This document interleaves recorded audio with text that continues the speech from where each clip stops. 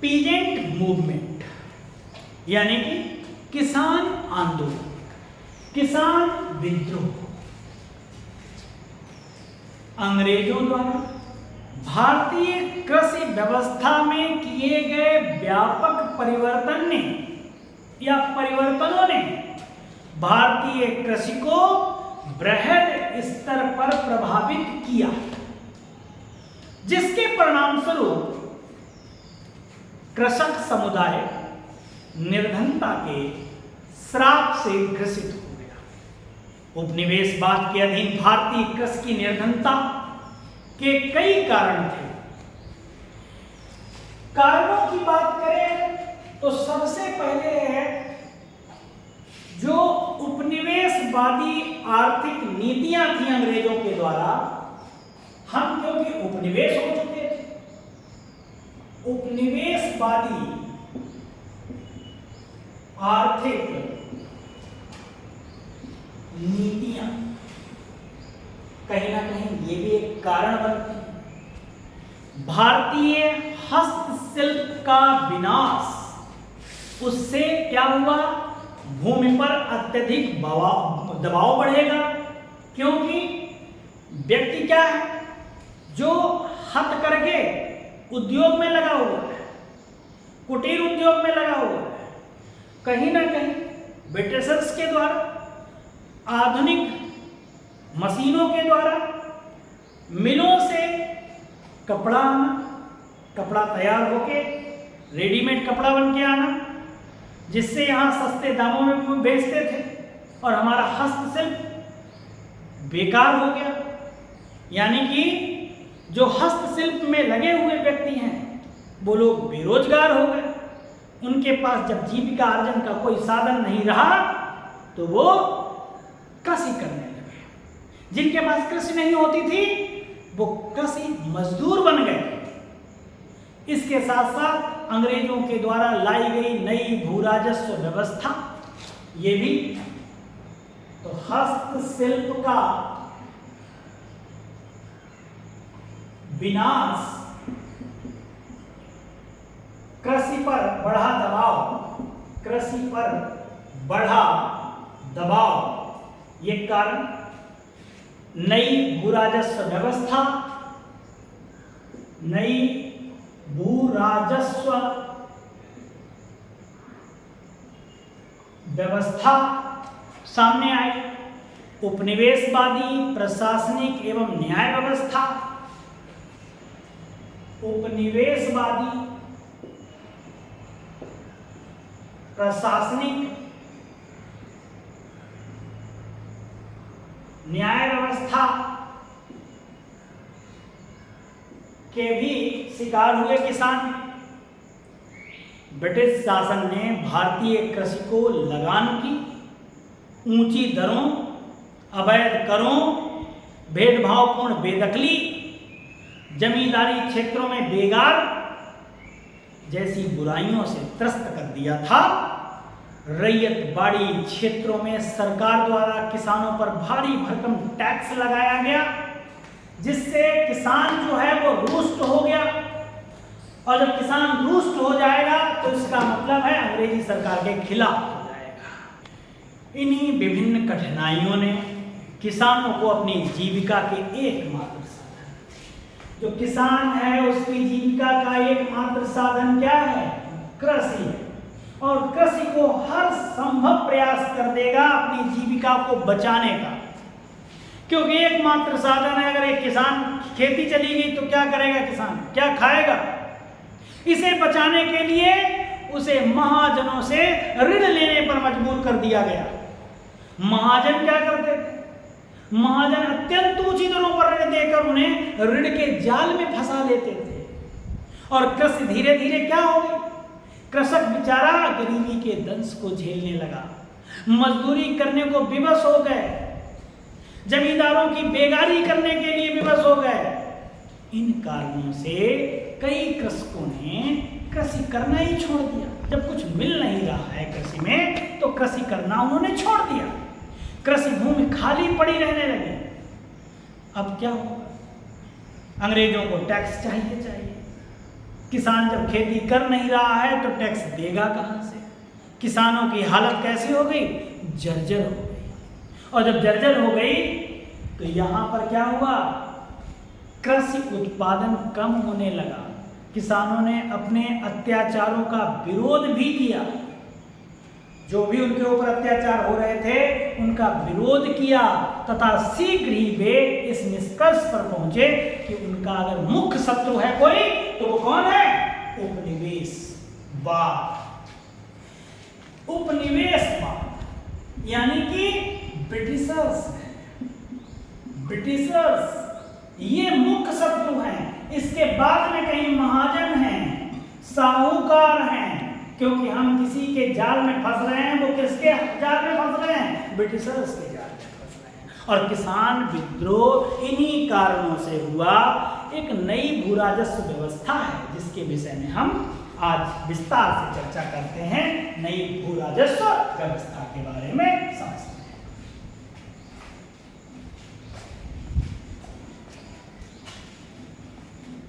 सही, ब्रिटिश कालीन भू राजस्व व्यवस्था के बारे में बात कर रहे थे। ब्रिटिश कालीन भू राजस्व व्यवस्था।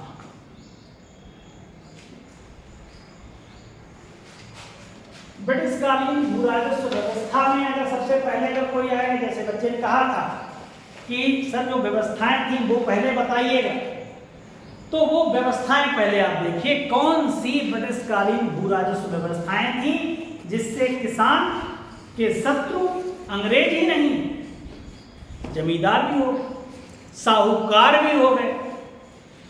तो पहली व्यवस्था है स्थायी बंदोबस्त व्यवस्था। स्थायी बंदोबस्त व्यवस्था व्यवस्था है जो लॉर्ड कॉर्नवालिस के समय शुरू हुई और इसका समय जो है वो 1793 में ये व्यवस्था शुरू हुई। इसका क्षेत्र था बंगाल, बिहार, उड़ीसा। बंगाल, बिहार, उड़ीसा, उत्तर प्रदेश का कुछ क्षेत्र था। बनारस जैसे कह सकते हैं, बनारस का रीजन हो गया। उत्तरी कर्नाटक हो गया, उत्तरी कर्नाटक का क्षेत्र हो गया, ये क्षेत्र हो गया। और समस्त अगर ब्रिटिश भारत का देखा जाए तो 19%। इसका मतलब समस्त ब्रिटिश भारत का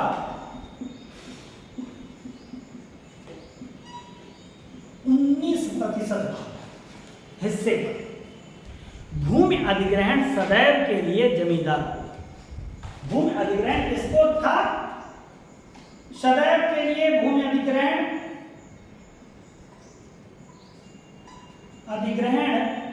सदैव के लिए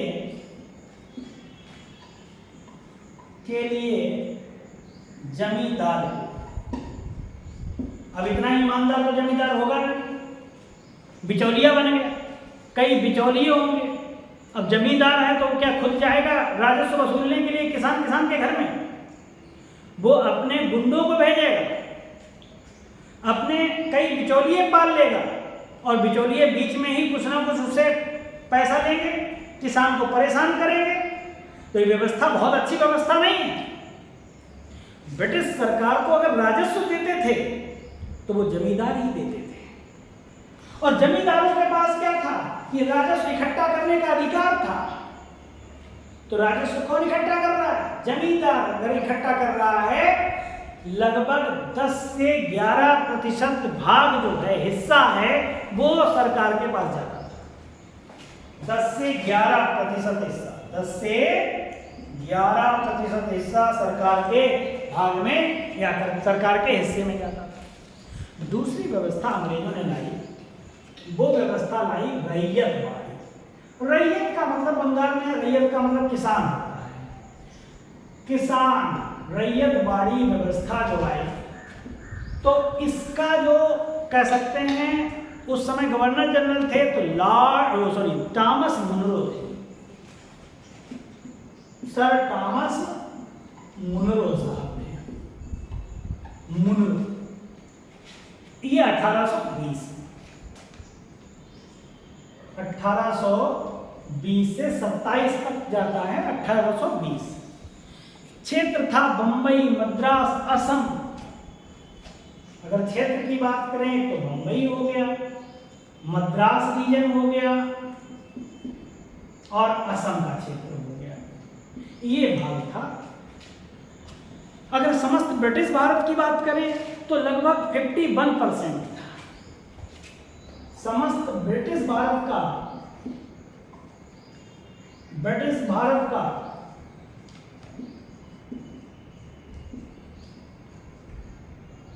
51%, मतलब 51%। भूमि का मालिक कौन होगा? क्योंकि रैयत बाड़ी से आप समझिएगा, रैयत ही भूमि का मालिक है। जैसे यहाँ है जमींदारी व्यवस्था, स्थायी बंदोबस्त व्यवस्था, तो इसका जमींदार ही मालिक हो गया। और इसका कौन हो जाएगा? रैयत हो जाएगा, भूमि का मालिक। तो भूमि का मालिक कौन हो गया भाई? भूमि का मालिक बनेगा रैयत, इसीलिए इसको रैयत बाड़ी कहते हैं।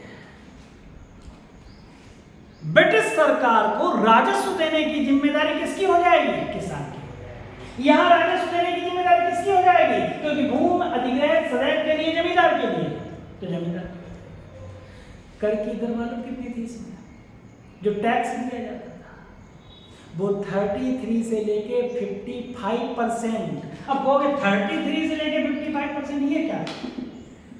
33% से लेके 55% सरकार के पास। और ये किस पे?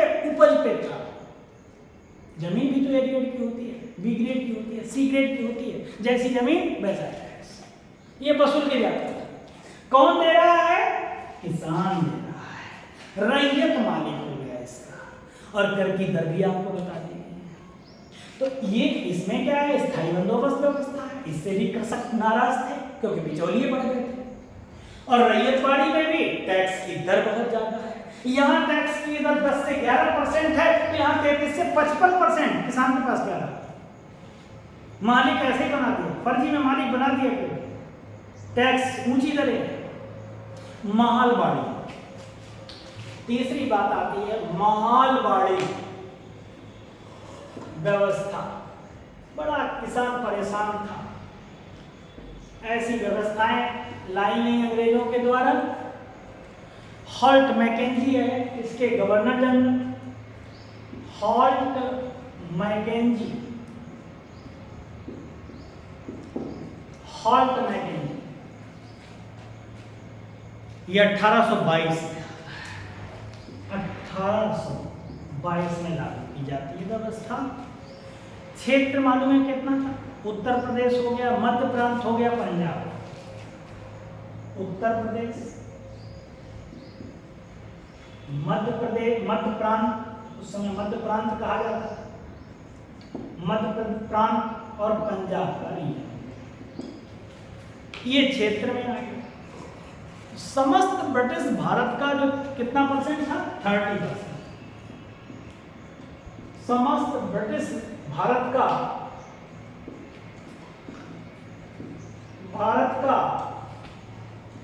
30% हिस्सा था, 30%। और भूमि पर गांव का अधिकार था। इसकी विशेषता क्या थी? भूमि पर गांव का अधिकार। भूमि पर गांव का अधिकार था। इसका मतलब ये हुआ कि ब्रिटिश सरकार को राजस्व देने की व्यवस्था या जिम्मेदारी समस्त गांव के मुखिया की थी। जैसे इस समय प्रेजेंट टाइम में ग्राम प्रधान चुन लिया, जनता के द्वारा चुन लिया कि भाई कौन अच्छा व्यक्ति है। ठीक, जमींदारी व्यवस्था में जमींदारी घोटाला कर जाता है, रैयत बाड़ी व्यवस्था में ऊंची दरें हैं। तो अब क्या करिए? आप लोग ही तय कर लीजिए, ग्राम प्रधान चुन लीजिएगा, जिसकी इच्छा हो उसके पास कलेक्ट करिए जाके राजस्व को और हमारे तक लाइए। ये व्यवस्था किसके तहत हो गई? महाल, इसीलिए महाल कहा जाता है। महालवाड़ी व्यवस्था का मतलब गांव का मुखिया मेन हो गया। कर की दर मालूम कितनी थी?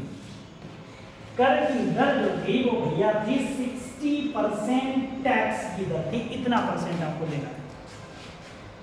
अब इस व्यवस्था का प्रभाव क्या पड़ा? सबसे बड़ा प्रभाव पड़ा, एक तो पारंपरिक अर्थव्यवस्था जो थी उसका विघटन हो गया। पारंपरिक अर्थव्यवस्था का विघटन, जैसी चल रही थी व्यवस्था, यहाँ की अर्थव्यवस्था चल रही थी, उसका विघटन हो गया। कृषकों की दरिद्रता, इससे क्या है? कृषक दरिद्र और दरिद्र बेचारा होता चला गया। कृषि में ठहराव, अब कोई खेती करने को तैयार नहीं। जब कुछ मिलेगा तभी तो खेती करेंगे, जब मिले ही नहीं रहा खेती क्यों करेंगे? कृषकों की हालत जैसी हमारी हालत हो रही ना, यही हालत कृषकों की, आप देख रहे हैं सेम यही हालत कृषकों की। बेचारा कुछ बोल भी नहीं सकता है। पुराने जमींदारों का उन्मूलन हुआ और नए जमींदार निकल के बाहर आ गए। अभी कुछ समय पहले आपने 1-2 साल पहले देखा होगा, कोई कुछ नहीं कर रहा होता उससे जो क्या कर रहे भैया कि हम प्रॉपर्टी डीलर। क्यों? आसान था, किसी की खेती ले ली, जमीन ले लिया, उसको बेचना शुरू कर दिए, अब प्रॉपर्टी डीलर बन गए, नए नए बिचौलिए तैयार हो गए। अब किसी से पूछ दो क्या कर रहे भैया, कोई नाम ही नहीं लेना चाहेगा, हम प्रॉपर्टी डीलर हो। जब से ई स्टाम्प का सिस्टम चल गया है ना, ऐसे बिचौलिए निकल पड़ते थे भाई। तो किसान बेचारा गरीब है, अपने अधिकारों के प्रति जागरूक नहीं है, जानता है नहीं अधिकार हमारे क्या हैं, उसी को हर आदमी उसी को पंच कर रहा है, परेशान कर रहा है। क्या बचा उसके पास बेचारे के पास? और कृषि का वाणिज्यीकरण भी हुआ है, कृषि का वाणिज्यीकरण भी हुआ है। तो इस तरीके से किसान इन्हीं सब कारणों से बड़ा परेशान था। क्योंकि अगर ये विद्रोह होता तो बहुत पहले हो जाता, लेकिन 19वीं शताब्दी में क्षेत्र स्तर पर होता रहा, अखिल भारतीय स्तर पर हुआ नहीं विद्रोह। क्यों? किसानों को अपने अधिकार नहीं मालूम थे। जब तक अधिकार मालूम नहीं होंगे तो लड़ाई किसकी लड़ोगे? सबसे पहला अगर लड़ाई कर रहे हो तो गांधी जी ने कहा था कि अपने अंदर का डर निकालो बाहर। सबसे बड़ी चीज है अपने अंदर का डर निकालना। और अनेक कारण थे। ब्रिटिश आर्थिक नीतियां, ब्रिटिश की आर्थिक नीतियां क्या थी? किसानों के पक्ष में नहीं थी। उनकी प्रकृति कैसी थी? शोषणवादी थी। किसान भू राजस्व प्रणाली में लगान की दरें अत्यधिक होने से परेशान थे। अभी मैंने बताया 60% बेचारे दे रहे हैं। दूसरी बात, जमींदारी में प्रथा आ गई। भाई जमींदारी व्यवस्था आपने स्थायी बंदोबस्त में देख ही लिया है। इसमें बिचौलिया वर्ग क्या हो गया? उसका संस्थागत विकास हुआ। और ये बिचौलिए जमींदारों के लिए टैक्स वसूलते थे। रैयतवाड़ी व्यवस्था के अंतर्गत निर्धारित अत्यधिक उच्च लगान राशि चुकाने के लिए किसान साहूकारों के कर्ज लेने के लिए विवश हो गए और किसानों को साहूकारों की बेगारी भी करनी पड़ती थी। दूसरी बात हमने बताया था आपको, हस्तशिल्प व्यवसाय, इस पर भी ध्यान न देने के कारण भारत में लघु उद्योग तीव्र गति से अवनति की ओर अग्रसर हुए। हस्तशिल्प में लगे लोग रोजगार की तलाश में कृषि की ओर चले गए और जिसके कारण कृषि पर अत्यधिक दबाव बढ़ गया। एक कारण है रूसी क्रांति। रूसी क्रांति जो है वहां से कहीं ना कहीं राष्ट्रवादियों ने या रूसी क्रांति के बाद भारतीय राष्ट्रवादियों में कृषि संबंधी समस्याओं की ओर ध्यान दिया गया और किसानों की दयनीय स्थिति की तरफ ध्यान दिया गया। एक कारण बनता है प्रथम विश्व युद्ध, जिससे आर्थिक मंदी के दंश को झेला, जिससे उच्च दरों पर टैक्स वसूला गया किसानों से। ये सब कारणों से किसान की स्थिति दयनीय हो जाती है। अब किसान जो है कहीं ना कहीं अपने अधिकारों के प्रति जागरूक हो गया है। यहां क्या हो गया?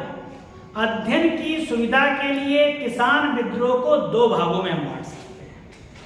अब आप क्या है, स्टडी करना है आपको, तो 2 भाग कौन है?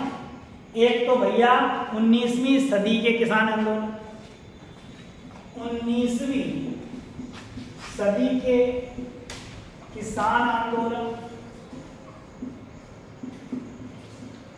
दूसरा है 19वीं सदी के किसान आंदोलन हो गया, और दूसरी बात आती है 20वीं सदी के किसान, 20वीं सदी के किसान आंदोलन। अब 19वीं सदी में क्या हो, कुछ महत्वपूर्ण किसान आंदोलनों की बात करते हैं, जैसे नील विद्रोह की बात कर रहे हैं, नील विद्रोह। अब आप समझिए लिखना कैसे।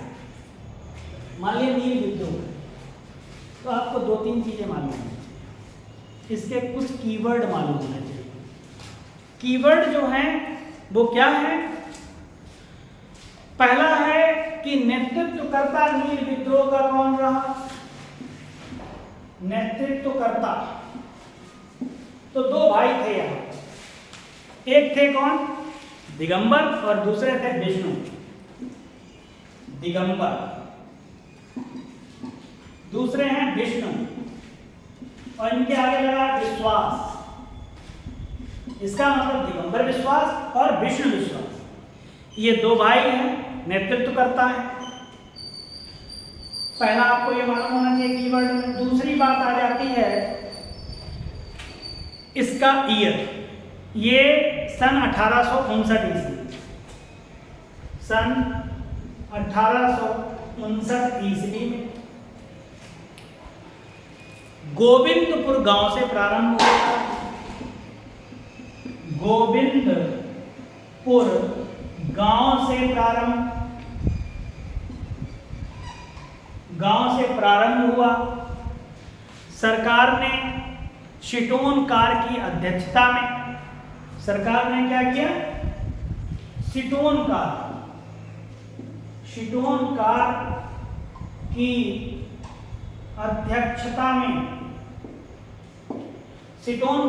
अध्यक्षता में 4 सदस्यीय नील आयोग का गठन किया।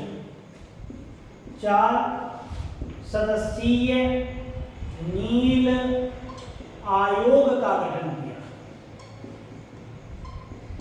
किया। और जब 4 सदस्यीय नील आयोग का गठन करके जबरन नील की खेती करने की बाध्यता पर रोक लगाई। जबरन नील की खेती पर या खेती करने पर या जबरन नील की खेती करवाने पर बाध्यता लगाई। जबरन नील की खेती की बाध्यता पर रोक लगा दी। अब इसको लिखोगे, मान लिया हमारे पास कीवर्ड है, तो आपको मेंस में क्या करना है, ये तो दिमाग में डालना। नील विद्रोह दिगंबर विश्वास और विष्णु विश्वास के नेतृत्व में 1859 ईस्वी में गोविंदपुर गांव से प्रारंभ हुआ। इसका मुख्य कारण था किसानों के द्वारा ब्रिटिश सरकार या उपनिवेशवादी सरकार जबरन नील की खेती किसानों से करवाती थी, जिसके लिए यह विद्रोह हुआ। और इस विद्रोह को सरकार ने दबाने के लिए शिटोन कार की अध्यक्षता में 4 सदस्यीय नील आयोग का गठन किया और जबरन नील की खेती करने की बाध्यता पर रोक लगाई। इस तरीके से आपने क्या किया, मेंस में लिखने का तरीका क्या है? कीवर्ड। हम इतना सब कुछ नहीं पढ़ सकते हैं, हमें प्रोफेसर नहीं बनना है, हम यूपीएससी की तैयारी कर रहे हैं, तो इसके लिए स्मार्ट तरीके से पढ़ना है, तो कीवर्ड लेके पढ़िए। जैसे मैं बता रहा हूं आपको, इस तरीके से मेंस लिखा जाएगा। पहला विद्रोह नील विद्रोह है, और नील विद्रोह के बारे में इतनी बातें अगर आपको मालूम है तो आप अच्छे से लिख सकते हैं। दूसरी बात आती है पावना। दूसरा विद्रोह, ये 19वीं सदी के किसान विद्रोह है, अभी 20वीं हम लोग चलेंगे। पावना विद्रोह, एक विद्रोह कौन सा आएगा? पावना विद्रोह आया। ये पावना विद्रोह क्या है? किसान संघ जो है वो 1873 में, देखो यहां भी कीवर्ड काम कर रहा है, किसान संघ 1873, बात कब की है? 1873 ईस्वी में पावना के यूसुफ शाही परगने में स्थापित हुआ। यूसुफ शाही परगने में स्थापित हुआ। यूसुफ शाही परगने में स्थापित हुआ, इतना कीवर्ड लेना है। दूसरी बात आती है, बंगाल के किसानों ने ब्रिटिश शासन का विरोध नहीं किया।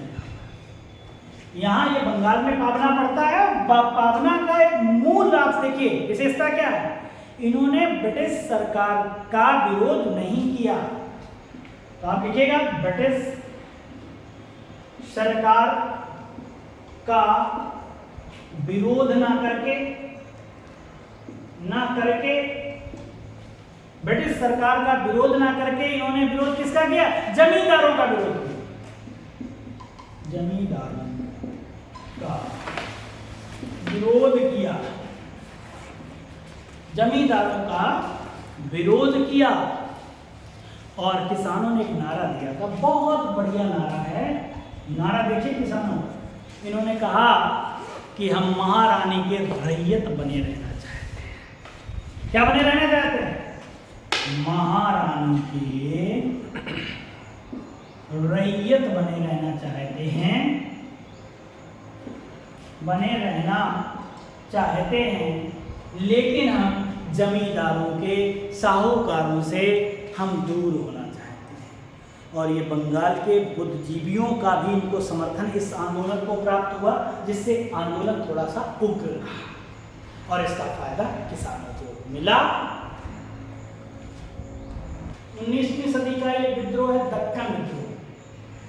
और दक्कन विद्रोह मतलब दक्षिण भारत की बात की जा रही है। किसकी बात की जा रही है? दक्षिण भारत की बात की जा रही है, दक्कन विद्रोह। किसान एवं अन्य ग्रामीण समुदाय यहाँ पर है। इसका किसान भी है, इसके साथ अन्य ग्रामीण समुदाय हैं। इसके साथ साथ में किसानों का मुख्यतः साहूकारों, महाजनों के शोषण के विरुद्ध विद्रोह था। ये भी किसानों का किसका? साहूकारों और जमींदारों के खिलाफ विद्रोह था। सीधा ब्रिटिशर्स के खिलाफ नहीं था। किसानों द्वारा महाजनों के प्रति सामाजिक बहिष्कार आंदोलन की भी शुरुआत की गई थी। 1879 में दक्कन कृषक राहत अधिनियम पारित किया गया और 1879 में जैसे ही दक्कन राहत अधिनियम पारित किया गया, वहीं से ये किसान आंदोलन समाप्त हो जाता है। अब बात करेंगे 20वीं सदी के प्रमुख किसान आंदोलनों की, जिसमें अखिल भारतीय किसान सभा की बात करेंगे। तो अखिल भारतीय किसान सभा, क्योंकि अब ये क्या हो गया, एक बृहद भारत में जो ब्रिटिश भारत है, तो इस क्षेत्र में ये अखिल भारतीय किसान सभा जो है वो उसकी स्थापना होती है। इससे पहले जो स्वामी सहजानंद जो सरस्वती जी थे, उन्होंने बिहार में किसान सभा की स्थापना 1929 में की थी, वो लेकिन क्षेत्रीय स्तर पर की थी। अब ये अखिल भारतीय किसान सभा की स्थापना होती है। इस सभा की स्थापना 11 अप्रैल 1936 में होती है। अखिल भारतीय की कब होती है? 11 अप्रैल 1936 में होती है इस किसान सभा की स्थापना, और ये लखनऊ में की गई थी। स्वामी सहजानंद सरस्वती इस सभा के अध्यक्ष थे, जबकि एन.जी. रंगा साहब इसके सचिव थे। इस किसान सभा में इंदुलाल याग्निक की सहायता से अपनी मांगों के आधार पर किसानों का घोषणा पत्र जारी किया था। इंदुलाल याग्निक साहब का नाम बहुत इंपॉर्टेंट है। इस सभा का कह सकते हैं किसान सभा का घोषणा पत्र जो जारी किया था इंदुलाल याग्निक साहब ने। 1936 में अखिल भारतीय किसान सभा का सम्मेलन फैजपुर में हुआ था। तो इसके कीवर्ड में आप क्या याद रखेंगे? फैजपुर आपको याद रखना है। फैजपुर में सम्मेलन होता है और अखिल भारतीय किसान सभा है। इसी से रिलेटेड हम कई आंदोलनों के बारे में आपको बताएंगे। इससे पहले एक बात और सुन लीजिएगा। 1929 में बिहार किसान सभा की स्थापना में सहजानंद सरस्वती ने ही की थी, और 1937 जब आया, जब प्रांतीय चुनाव थे कांग्रेस के, उस समय उन चुनावों में जारी कांग्रेस के घोषणा पत्र में अखिल भारतीय किसान सभा की मांगों को, यही मांगे थी, इन्हीं मांगों को उसमें सम्मिलित किया गया था 1937 के चुनाव में। जो 1936 11 अप्रैल 1936 की किसान सभा जो घोषणा पत्र था इंदुलाल याग्निक के द्वारा जो था, उन्हीं मांगों को कहां ले जाया गया, 1937 के कांग्रेस के चुनाव के समय।